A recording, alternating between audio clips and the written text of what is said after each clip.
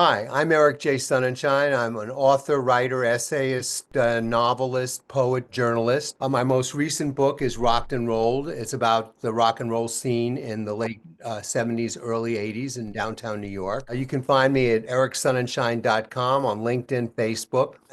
Available on amazon.com. And you're watching and listening at Two Geeks Talking.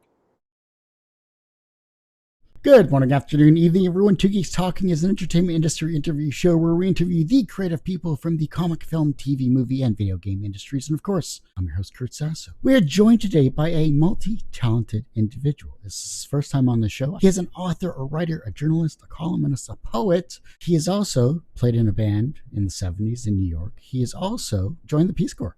We have a lot to talk about here today. We're joined by the ever-talented Eric J. Sonnenschein. I'm fine, thanks. How are you doing? I'm doing good. I love authors only because they have so much to say, so much to do. And you are not only talking about the rock and roll scene, you're talking about other areas you're very passionate about here. You joined the Peace Corps as well, too. We have so much to dive into here today. It's going to be a fun conversation.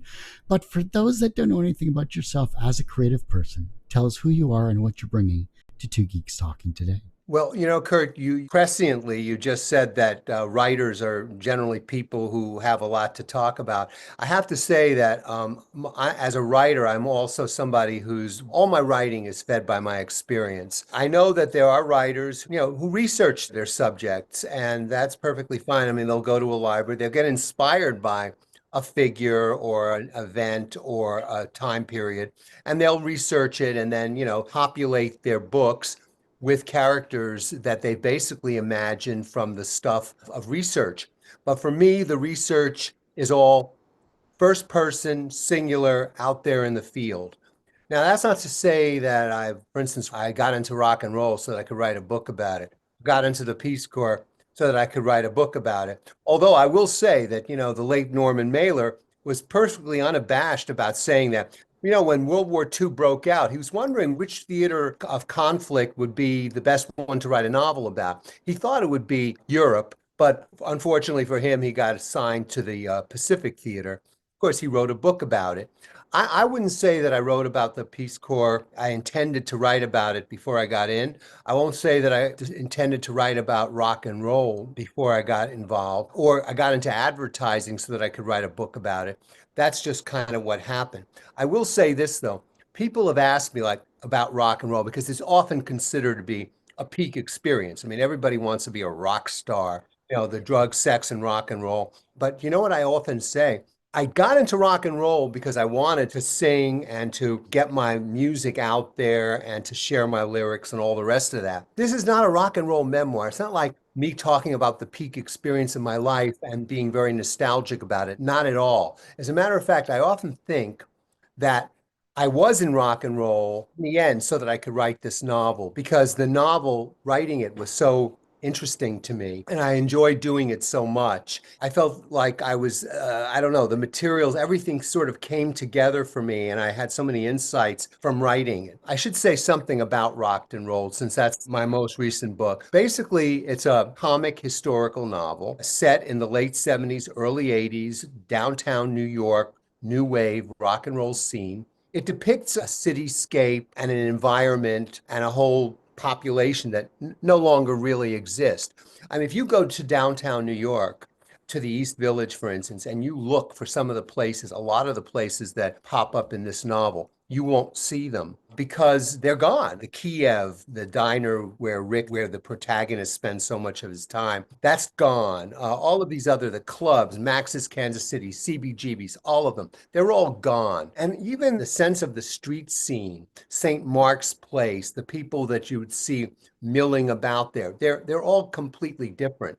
I mean, it's kind of unusual for me to say this. I mean, Houston Street, which used to be a derelict city, like lots of empty lots, lots of trash and vagrants and, lots of detritus from drug use. All gone. Now you have skyscrapers with awnings and doormen and all the accoutrements of gentrified living. So that's a part of what the book is about. But it's also a little bit about the Horatio Alger American dream kind of turned on its head a bit. It follows the exploits, the disappointments, the triumphs, and basically the quest of a young man who's trying to get into the very competitive music business. At that time, in the late 70s, early 80s, there were literally 500 bands in New York, all trying to get a few coveted gigs at some of the great good clubs and also to get on a record label. So you have this situation. He's not particularly equipped to be a rock and roller in that he didn't start out like Michael McDonald, for instance, as an 11-year-old playing for his friends' parties and then going on to playing college fraternities and everything. He didn't start out young. For rock and roll, starting out in your 20s, you might as well be starting out in midlife because a lot of the people have already, had a lot of experience. This character, Trevor, is trying to reinvent himself in his 20s, get a band together, do all of those things. And this book, Rocked and Rolled, is kind of about him, his quest, the funky people he meets, the eccentric people he meets along the way who are also trying to reinvent themselves. It's also kind of an exploration, kind of meditation, if you will. It's very active and very action filled. It's a meditation on why make music. It's so tough. It's so hard. There's so many obstacles. There's so much resistance. There's so many pitfalls along the way. Why do people even bother? And in a larger sense, why do they bother? Why do we bother to be creative? Is it just something intrinsic to us that we can't pluck out of ourselves? Or is there something else going on here? And so this is what Rocked and Rolled is all about. But it's also because, as I said before, Trevor is a guy who has to sort of like look at the back of the soup can and follow the directions. He has to kind of create all of this on the fly as he's going along. A how-to book on how to get your rock and roll band together, how to invent yourself as a rock and roll singer. I often say, Moby Dick. If somebody asks me, where do I go to find out about whales? I wouldn't tell them to go and read some zoology book about whales. I tell them to look at Moby Dick. Moby Dick is obviously a novel, right? It's about fictional characters, but you learn more about whales by reading Herman Melville than you would about almost by anyone else. He'll tell you the history, the mythology, the anatomy, the physiology of whales. And so, in a way, Rocked and Rolled is kind of like the anatomy of becoming a rock and roll singer, a rock and roll performer, and a performer just in general. There is a very big anomaly about this book, too, though. I'm a kind of guy I've always looked at mythology. I'm fascinated by mythology, and I always have been. But I'm also the kind of person who's a little bit of a muckraker.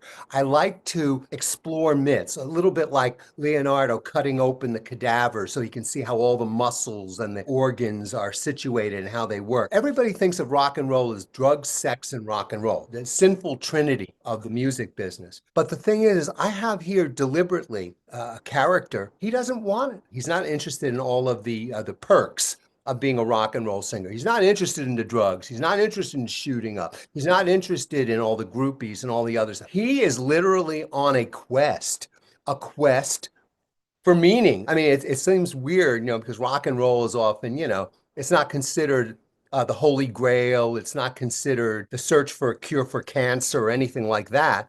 And yet, for this character, Trevor, he will find meaning by getting his songs out there, by having the most people listen to what he has to say. He wants to, in a sense, make his life significant through performing.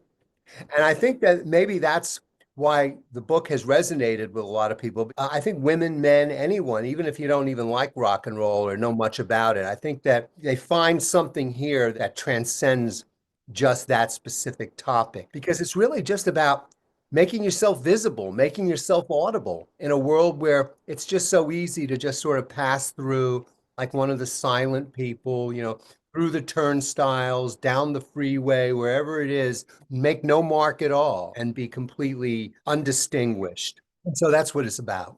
But it also sounds like, and New York seems to be the place where you can go from anywhere in the world and reinvent yourself. The fact that you're doing that through your character, even though you've already experienced that yourself, is rather interesting in that respect. So then, as a person that has been in a rock and roll band, that has been on the scene, so to speak, and has also written this book, among many others, how have you reinvented yourself? Oh, that's a really great question. I would say that I have had to reinvent myself many times, some of it by choice, some of it by necessity. Although some people would say it's always necessity because character is destiny. We are compelled by who we are and by the experiences we've had and by the aspirations that we possess to do the things we do. But for instance, I would say we're born by our mothers. We're born, through either through the birth canal or cesarean or whatever. That's the first birth. But I would say we're also born many times after that. I was reborn when I got into, I mean, I was always on a course of being a intellectual. I studied hard. I used to pore over vocabulary lists so I do well on the SATs. I went to good college and I went into the Peace Corps and I wanted to be literary, but then I got into music. When I got into music in New York, I also became a cab driver. So that opened up a whole new area for me being the man of the street, the more tough guy, getting into car confrontations and all the rest of it. Then I became a teacher. I became an instructor. I had to adopt a different code. I had to become a responsible person, a person who's a leader of people younger than myself. That sort of ended up in a cul-de-sac financially.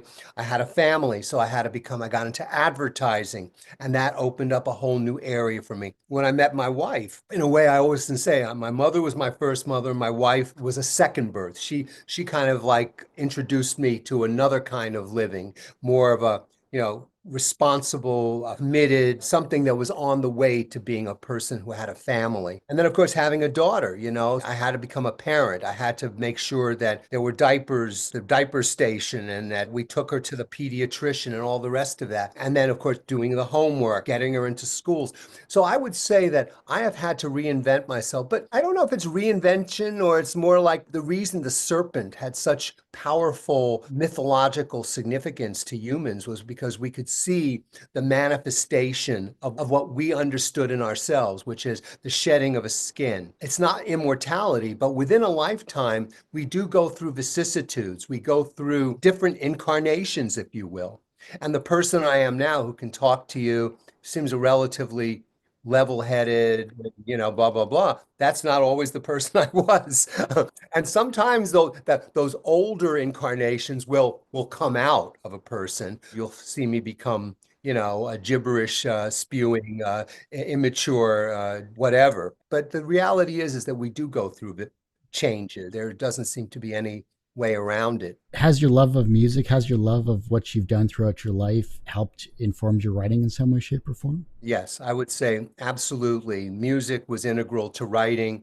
My many experiences have always fed my writing. I believe that writing is, in a way, I was just thinking about this because I'm writing about a thing called the moment. What does it mean to miss your moment or to have your moment? And the idea that we have one thing, one pinnacle, one zenith, one moment of truth, and then everything else is a footnote, to me, that just seems wrong. But of course, I wrote an 11-page essay on one thing, the moment. The moment would seem to be a second, and I've written all this about it. And I realized that writing art is a kind of way that we emulate the oyster. I don't think I'm the first to think about this, but it is something that I believe that we have something that bothers us, that irritates us, and we're constantly trying to deal with it. And the dealing with it, the words, the colors, the sounds, all of the things that we put together, the art is our pearl. It's how we process and then in some sense beautify or make acceptable the things that obviously are the dilemmas, the agitations, the injustices, whatever it is. It's the thing that we can't quite just walk away from or that we can't just dismiss. And that's how we make our art. In a way, thinking is a way of chiseling away at the myth, at the lie, chiseling away at it until it's not there anymore, until you've made some sense of it or found the truth in it. But it's also a way of coding it. It's also a way of embellishing and a little bit of how we resolve our cognitive dissonance with the horrors and the discomforts we have to go through. Cognitive dissonance, things that just don't square with us, that we're just never going to be able to abide. And yet we have to abide them. And art is one of the ways we can do it. It's our consolation. Freud said that only three ways we can deal with discontent as humans, as organisms. One of them is drugs, work, and art. So, how was the birth of creativity formed? I would say that humans are mimetic. Somebody on Facebook has been writing poems, and I like the poems. And so what do? I start writing poems. I hear French being spoken on the street. What do? I start speaking French to myself because I know how to speak French, but I never get a chance to. But when I hear it, it triggers something in me. It's mimesis. I think that humans have always perceived things that we're in awe of or that we are enchanted by. And what we do is we feel the need to imitate them in some way, whether it's to represent them on the walls of Lascaux, or whether it means we get dressed up in these large costumes. If you go to the Museum of Natural History in New York, you'll see in the Africa wing, you'll see these big spots. These medicine men would wear spots on their skin because they wanted to represent the leopard, or you'll see them wear these big shaggy straw costumes because they want to represent some demon of the forest. And I think that that's the origin of creativity. Creativity, in a way, is like what I said about the oyster and the pearl. Creativity is our way of connecting a mystery that we can't solve. The forces of nature, it's a way of almost accommodating those forces sometimes, talking to them, imploring them, and also sometimes trying to take inside of us to introject into ourselves those forces. The creative process as a writer, the fact that you've been writing for so many years, the fact that you personally live your experiences to write your books, which is rather a method acting approach or method writing approach in terms of getting to the heart of a matter there. That doesn't always work for everyone though, but why has it worked for you specifically? Oh God, if I could answer that question, why to me? I think that everybody is wired differently, Kurt. I mean, I've always been wired to want to know things firsthand. Now, that is not to say that I don't love researching things, but I did always feel that to really know something, to trust that I got it right, I would have to see it for myself. Missouri is the show me state, and I guess I'm the show me guy. I just like to know what I'm talking about. And I think that it's not just about being there and perceiving, because journalists go places and perceive things. It's about literally immersing yourself into something, feeling in a way that you have no life. It's not the guy who has the life jacket who's really going to write about swimming or swimming in the ocean. It's the one who doesn't. It's the one who's driven by desperation to really feel the thing, to feel what it's like. That's how has been for me. I've always felt that that's the thing I could trust. And, some of it is, who are your influences? When I was growing up, I just loved writers like Albert Camus, who was obviously writing from his own experience, even though he wasn't Meursault, the stranger. You could tell that he had thought about the problem of being Meursault. He had actually worked it out in his own mind. I always loved Henry Miller, because Henry Miller was like a guy sitting on the next stool at the bar, telling you, recounting his life, the life and times of. And I always liked that. I always liked the writer who could talk to you like he was really talking to you, that it was really his experience.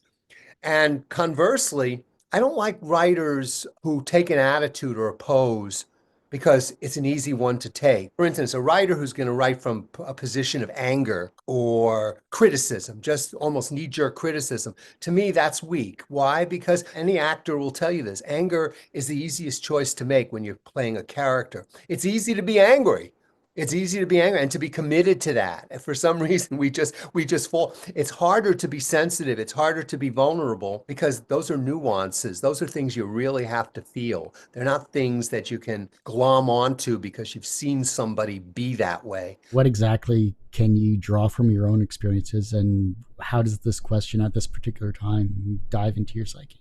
Music taught me a whole lot about not just about making music, but about how do you relate, what motivates people to go on a quest. What's the structure? The music business is a business, let's face it. And it's a business that is very bottom line, dollars and cents. What does it mean to be in an art form that's completely controlled by a business, where the people on top aren't really necessarily thinking like the people on the bottom? They're completely different. One group sees the other as a resource. So I learned a lot about indifference. I often think, writers I really loved when I was growing up was Franz Kafka, because you look at a Franz Kafka novel, there's no real nemesis, there's no devil. He doesn't have like a Hannibal Lecter in his book. With Franz Kafka, it's almost like there's the individual and an inscrutable universe where almost everybody is culpable. Anybody, the whole society is culpable.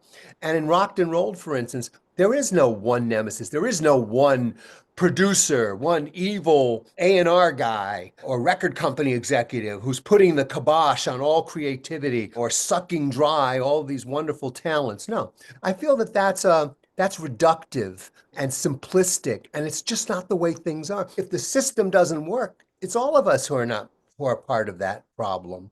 If people are indifferent, if a friend comes up to the character Trevor and says, "Oh, by the way, sorry I missed your gig. When's your next gig?" Or, "Oh, I'm sorry I'm going to miss your gig. I'm seeing this other big band at Madison Square Garden."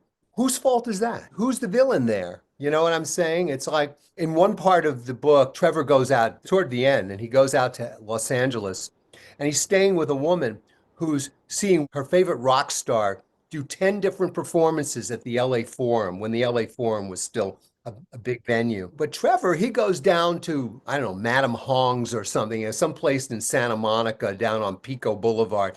And he pays $3 and he goes in and sees like three different acts. And these are all like, these people who are, all have day jobs, probably cleaning people's houses or whatever. And then they're gunning on stage and they're all wound up and wasted and he's digging this scene because these are people who are making music the way birds sing. They're doing it because they have to do it. Almost nobody cares. Meanwhile, there's this woman he's staying with who's like spending hundreds and hundreds of dollars to see one guy do the same thing 10 times, the same show. And it just seems to me that that's kind of where we're at in America. Maybe that's where we are in the world. People, when it comes to entertainment and the arts, people will all talk about Leonardo da Vinci and Picasso and everything, but do they know the guy next door is painting in his living room, and do they ever care about that? Would they ever think that maybe what he was doing was worthwhile? I don't know. That's the trouble with creativity nowadays, especially when it comes to the mass consumption and the extreme mass consumption of art and short form media. And I think that's the horrible aspect about mass consuming content where you don't really know what you are interested in. And so you're just given a plethora of everything, and hopefully you follow something that speaks to you, if it actually does speak to you. I went back to school for visual arts and film from an IT career of 20 years. So that's a huge shift from logic to creativity, where I had to learn how to do color wheels in the first day of art school, fine art school, I should say. You learn what speaks to you and what promotes yourself as a creative person. And we're all creative in some way, shape, or form, but whether or not we act upon that, I think is the most difficult aspect. And that's why I love talking with yourself and with other people that have been on the show for the past 16 years, because I know there's a burning creativity that they just want to get out there. And hopefully this is a good platform for it. In my next book of essays, which will be coming out in a few months, called Culture Craze, I deal with some of the issues that you're actually mentioning. One of my essays is everyone creative? And I do believe what you're saying is absolutely true, Kurt. I think we're all creative. We're all mimetic and we're all creative. And it's just a matter of who lights the spark, how confident we feel about doing these things, where the creativity goes. I think that, for instance, when I came to New York, I knew I wanted to be a writer. But I think that when I came to New York, what it did to me, like if you look at a lot of the people who come to New York, they know specifically what they came to do. They know that they came to be in the rock scene, or they came to be in the folk scene, or they came to work with this person or that kind of or that artist. And with me, what happened when I came to New York was rather than come for one specific target, to do one specific thing, to work with one particular group, I found out that my interest diffused. I became more interested in music. I developed my own art form called plastiglass, which is a kind of collage where you use plastics and gels and glass to create stained glass that doesn't use lead. I got involved in journalism. I got involved in a lot of different and art criticism and a lot of topics and genres that I didn't really specifically come to New York to do. And I think that we live in an age where we venerate the Renaissance people who were interested in all kinds of things, but we really do reward the specialist, the person who just becomes more specializes to the extent that they're really talking about doing one very, very narrow thing. And I think to some extent that's a shame because I think it's a shame because I think that the wider your interests and the more things that you know about and the more things you like to do, all of those different interests can enrich the primary interest that you have. Everything informs everything else. So that if you know about music, it can help you write. If you know about writing, it can definitely help your music. If you know about art, it can also help your writing because it helps you see better. It helps you define things better. It helps you describe things better. What's the most unconventional or counterintuitive life lesson you've learned from your journey as a writer? Hmm, that's a good one. Here's one that comes to me. It's really on top of mind. So let me just give it to you because we don't have a whole lot of time for meditation and quiet thought. This little lesson has come to me from very disparate sources. My mother used to tell me, you've got to want it, but you can't need it. And then I met a record company executive who kind of told me the same thing. You got to want it, but you can't need it. And yet other people would tell you just the opposite, Kurt, that how much do you want? How much do you want it? How much do you want? Do you want it so bad? You have to want it so bad that you'll do anything for it. So you have these two conflicting ideas. I worked with a guitarist who even took the you got to want it but not need it to an extreme. He said to me, when you don't want it anymore, that's when you get it. And there's a point in Rocked and Rolled where Trevor says, the dream seemed to have, died at this one gig, but yet he kept on going. He kept on getting more gigs. It's almost like this music career was going. He was like a ride and he was on the ride.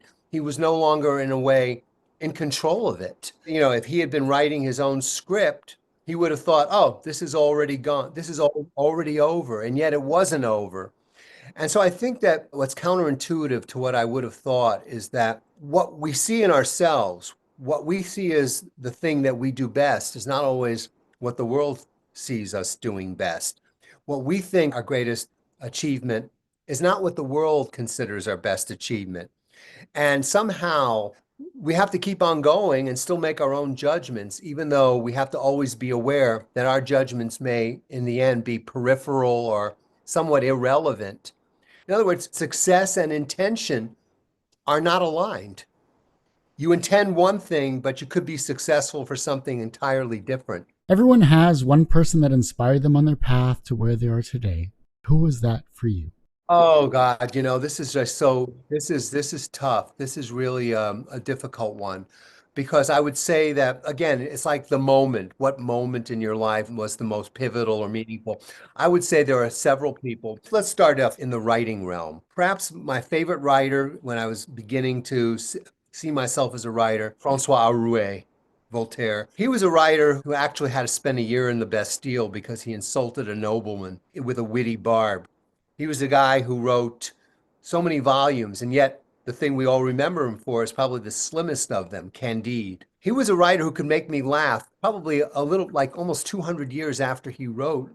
So to me, that was a remarkable. I was very inspired by Voltaire as a writer. I was inspired by Kafka because Kafka kind of saw the world in a way that I began to see it, where it's just you, the individual, in an inscrutable universe. Nobody's telling you what's going on, and yet everything seems to be against you, and you have to keep on going. One agent once told me, as a matter of fact, he said, Eric, you write about the nebbish, the schlemiel, the little guy who's up against great odds in an inscrutable universe.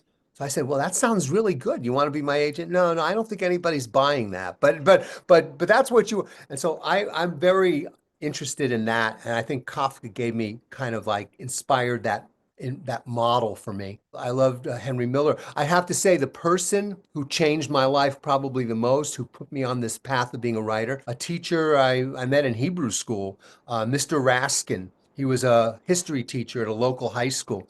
And he told me, Eric, you're a better writer than Philip Roth. You should become a writer. That's what you should do. And I was in ninth grade. I was 14, 15 years old. And on that basis, I became a writer. It's like that's when I started my apprenticeship as a writer. So I would say that he had a really profound effect on me.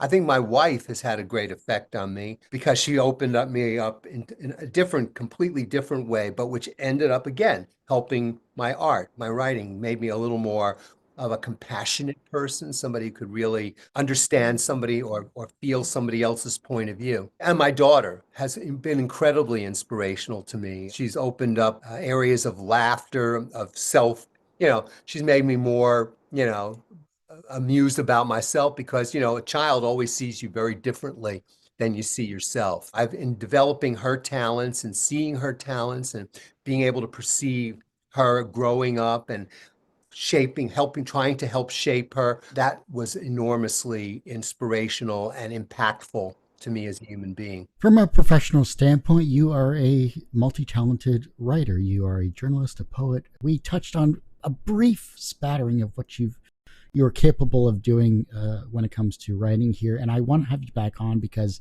there's so much more we can dive into and talk about that I want to touch on maybe in the next year for sure, because I want to pick your brain on so many different areas. So from a professional standpoint, you are successful. Do you consider yourself personally successful? I would say that, I just wrote a poem called Two Brothers, The Two Brothers. I have a little bit, I've been thinking about this a lot, Kurt, from the standpoint of the good angel, the bad angel, self-doubt, self-affirmation, the existentialist, being always surpassing yourself and yet always falling short, how we're constrained by others and yet we always try to transcend. And I would say, I don't know, success. I would say yes, to some extent. I feel successful as a person in that I smile, I can laugh, I can feel love. I've felt these things. I've been able to experience things that, let's say, in my early 20s, late teens, I wasn't sure I'd be able to. Have I always succeeded at everything? No. I would say this, and I don't know maybe if this is going to impinge on any other question. For your listener or viewer who wants to do as you did very bravely, which is to say, to hell with this, to hell with my comfort zone. I know all about how to talk to machines. I know all about logic and math, and now I'm going to go off and become a creative person. How to start. And I would say the first thing to do, and this is going to be counterintuitive, and it's also going to sound like, oh, this is not what we're taught about teamwork and all the other things. I would say, to hell with what everybody else says. Turn off the other voices, turn off the other channels. People are jerks. They're never going to tell you the truth.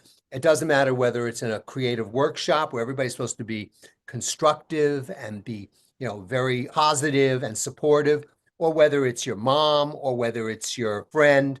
Most people are not going to be helpful when you are starting out. Think about it this way. Almost every religion that we know, whether it was Christianity or Judaism or Buddhism or Islam, what do the main characters have to do? They have to go off into the wilderness. Why? Well, for one thing, because they're innovators, and innovators usually are getting thrown out of civilization. But there's another factor here. They have to be able to hear their own voice. They have to be able to be by themselves and understand what it is that they have to do. They have to be able to hear that. And if you're listening to other people, if you're in a crowd, if you're with familiar people, they're all going to tell you, no, no, you just had a bad dream. Go back to the way you were. Be normal. And being an artist is not being normal. You are, in a way, emulating those innovators. You are being like Jesus or Moses or Muhammad or Siddhartha, the Buddha. You're doing like, because you are following your own vision. You are following your own path. And even when you get out there in the wilderness, what are you going to do? You're going to hear the howling of the wolves and the coyotes. You're going to hear the hiss and the susurrus movements of the snake.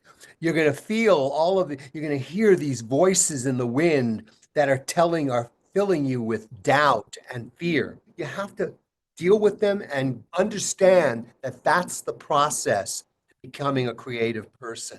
And it's worth it, but you have to get through it. If it were easy, everybody would do it, but you have to be able to do that. Don't listen to other people. Follow your own voice. Go out in your own wilderness. There's no alternative. The reverse of success is failure. How do you deal with your failures? Oh, well, I don't know if you ever really quote unquote deal with them. Again, you can cover them with the nacre of the oyster, you can try to make pearls out of them. I remember I wrote an essay in one of my books called All Over the Place, Essays from A to Z. This is it, if you want to look at it. Each essay begins with a different letter of the alphabet. The first one is called Agents of Despair, and it goes over my horrible interactions with agents. But they're comical. One agent, this elderly British lady who received 5 pages of my book and went, "It's not meaty enough. It's not meaty enough." And I go, "What do you mean it's not meaty enough? What do you mean it's not meaty enough?" And then, then she hangs up the phone. I call up about, and it tormented me. This prophetic, invocation. It's not meaty enough. And I called back about a month later, and this young woman answered. I say, "Can you get me this agent? She told me this oracular thing. It's not meaty enough, and I want to know what she meant." And she said to me, "I'm sorry, she died." So now I've got this torment. Not only did this agent tell me it's not meaty enough, but now I'll never find out what she meant. Maybe these were her dying words, to this aspiring writer. I hope that gives you an idea of what failure can do to you. Rejection and failure. Yes, we fear these things, and almost the fear of them is almost as bad as the thing itself, believe me. Remember what Shakespeare said, in I believe it was Henry the Fourth, Part One. A soldier dies one, but a coward dies 1,000. But I'll tell you something. Even though you may fear failure, there is nothing like experiencing it. It's like the Jim Morrison song, "People Are Strange." Faces look ugly when you're alone. You can't look at people square in the face because you feel like you're ashamed. There's a shame that goes along with failure, especially in the United States, because we are taught in the United States that everybody can be a success. Oh, you just have to want it enough. You have to work hard enough, and if you work hard enough and you want it enough, you can have it. That's the American dream. And so, of course, when you're inculcated that kind of dogma, failure is like walking around without any skin.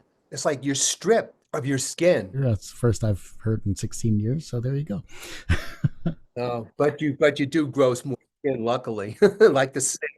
That's where thick skin comes into play, I guess. Your experience there, it will dog many people. And same with words, same with expressions, same with people that you've interacted with for many years. Some cases it gets to the point of, why is this bothering me? And can I actually move on? And if we can, great. If not, then that's why psychologists still get paid hundreds of dollars an hour. Luckily, there were times when I'd say to my wife, I want to chuck this. I can't stand this. Well, what's the point? Why am I agonizing? Why am I spending hours and hours and days and years only so I can submit something to some agent who's going to go, "Not meaty enough"?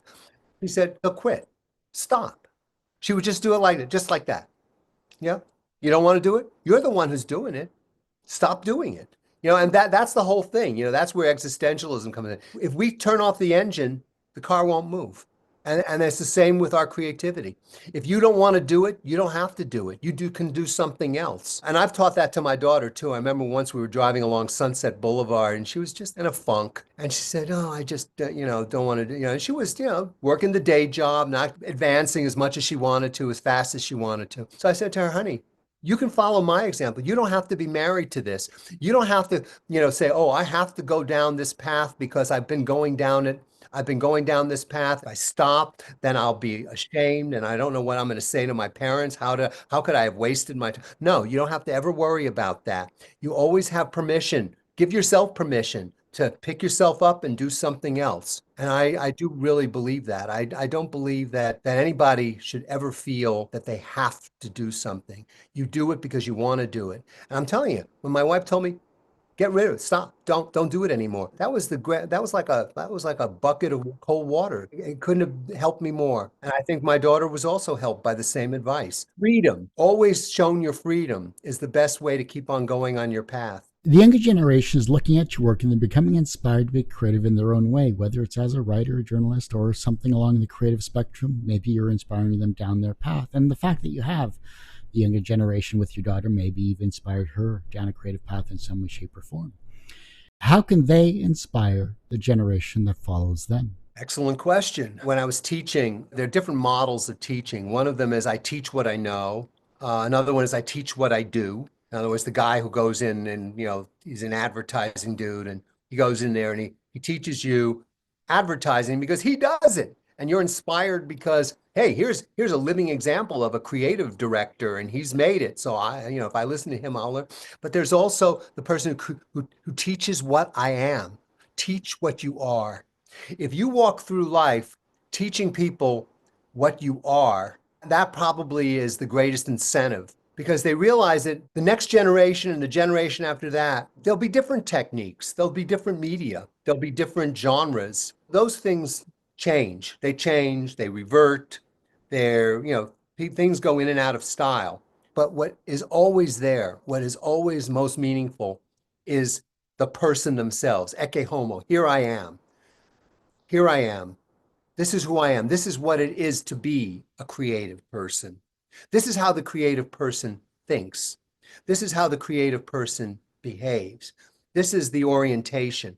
And I think that that's what I would tell to my daughter, her generation, the millennials, the Zs, and the alphas, the omegas, whoever's coming after them. Teach who you are. Be the example. Be the light. Don't just shine the light, but be the light. If your life was a book, what would its title be? And what would its soundtrack be? That's good because my daughter was always telling me I should go back and write my autobiography. And I keep on telling her my autobiography is like a mosaic of all the books, all the novels and essays that I've written. And if you scattered them on the floor, then you have a jigsaw puzzle, and you have to put them back together. But I would say that when I was thinking about writing my autobiography, I had a few different ones. One of them was void where prohibited.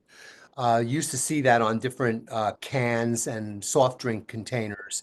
In other words, this offer, or you'd see it on coupons, void where prohibited, means where you can't use it. It has no value if somebody's not going to let you use it.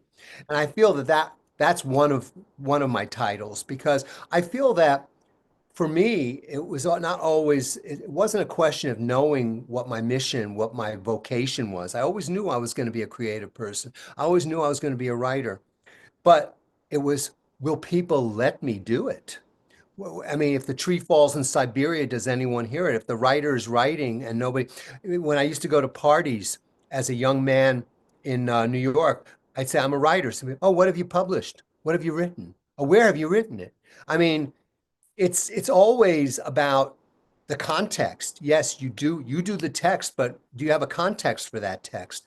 And I feel that Void Were Prohibited would be a good title for me. I have a CD of my 12 recorded songs. It might be that. It could be, I don't want to be too pretentious. And of course, Stanley Kubrick already appropriated, but Thus Spake Zarathustra, Schubert's Unfinished Symphony. I always love the fact that it just sort of like ends. It ends on like this little note, and that's how it ends. I love Robert Schumann's Scenes from Childhood. Of course, Judy Davis's movie, My Brilliant Career, appropriated that. There's so many. You ask questions for me. I'm like one of these people who can't. I love so many different kinds of music. I can't really say, oh, I like Eric Satie. I love Ravel's Tombeau de Couperin. But I would say maybe I should just stick with my own songs because those really reflect me. What was the name of your band? Because I never got to ask that. Oh, yeah, it was called the Erotics. Somebody, somebody had the idea that it would be a very neat marketing twist. I think it was my girlfriend at the time, because I could always put a big poster with the erotics want you to come, and put where the club. And then so that's what we did. In my book, I changed all of that because obviously the erotics makes it sound like it could be a live sex act. So that if you're not, getting pulling down your pants and masturbating on stage, people will feel like they didn't get their $3 worth. But anyway, so But when you're young, you don't think of every angle, right? So It was a good play on words, I have to admit. Well done there. Unfortunately, that ends this particular episode of Two Geeks Talking. I want to thank you so much, Eric, for coming on the show. thank you, Kurt. It's been a real pleasure. I've loved this ranging conversation. It truly has been a blast. I can't wait to have you back on. But for those that want to find you online, where can we find you? How can we support you, or anything else you would like to promote? That the best place to look is Eric Sonnenschein on Amazon.com. If you do that, you'll find all my books. You'll find my author page with the 10 books. I've written one book of poetry, 4 volumes of essays, and 5 novels. And then, of course, you can find me on ericsonnenschein.com. In fact, somebody just did. I got an email from somebody I hadn't spoken to in a long time, found me on my website. Ericsonnenschein.com, really good place, a very easy website to look at. You can also find me on LinkedIn. You can find me on Facebook and X, and it's always Eric Sonnenschein. I'm right there. So please, I've written, with no exaggeration, 240 essays on LinkedIn. Anybody can access them, and it's all free. You can go on Amazon.com. You can sample any one of my books. Please do. And the latest one, Rocked and Rolled, if you're interested in that sort of thing, creativity, music business, suffering, starvation, all those. Well, like I said, that ends this particular episode of Two Geeks Talk. You can, of course, find this interview and 1,200 plus others on our website, which is going through a revamp. So go to our YouTube channel. That will have everything. YouTube.com/TGT Media. That's Two Geeks Talking. That's TWO. Not the number 2. That's a completely different website you don't want to go to. Similar to the Erotics. It's very ironic how the internet works these days. Exactly. Yeah. So you can, of course, find the podcast by searching Two Geeks Talking wherever you get your podcasts. And as I say every week, everyone has a story to tell. It's up to me to help bring that out. Thanks for listening and watching on Two Geeks Talking. Thanks, Kurt. You're a master. Look forward to talking to you again. I appreciate that. Yeah.